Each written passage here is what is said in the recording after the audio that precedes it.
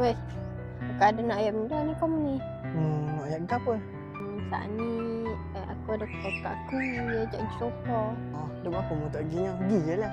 Ni tak, takkan aku nak pergi pula. Orang ada gawe dah ke. Dah, buat apa dia ni? Ni tak, mingat aku berapa sangat kau dia. Tak kira aku ni nak jilat mula. Gapa aku dah dah. Pasal lagi, aku nak jaga hati gawe dia. Kalau aku pergi, kenapa aku nak gawe kata? Lari.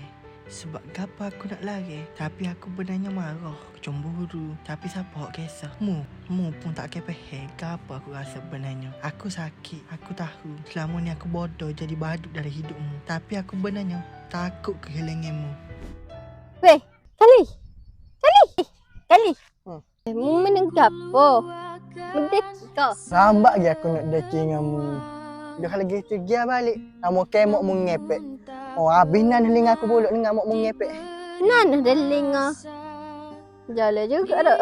Kenalah aku boleh tahan dengan hari-hari. Aku suruh buka dengan gitu dah deling aku. Ay.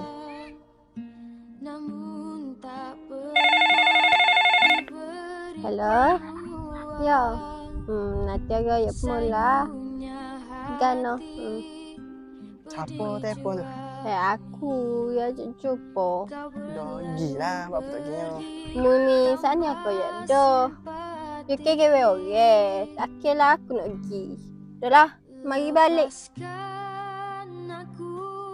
Jika benar engkau tak mau, sakitnya hatiku tiada. Dah kalau begitu, mu kena mengajar cepat-cepat lah sebelum you ajak gebek mula.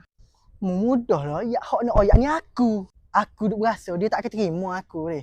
Lepas lagi satu. Mesti dia saya dia lagi. Belum cuba, belum tahu li. Sak rusin, sak bimbel li. Aku ada sentiasa belakangmu li. Kali. Muni jahat lah. Bapa aku jahat pula. Mu tahu tak bapa aku nak ajak mu jumpa hari ni? Dok.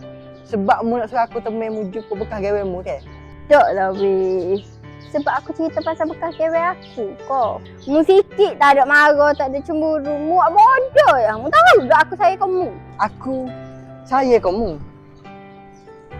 Cuma aku nak tengok mu bahagia walaupun bukan dengan aku. Cuba mu sebelah ke.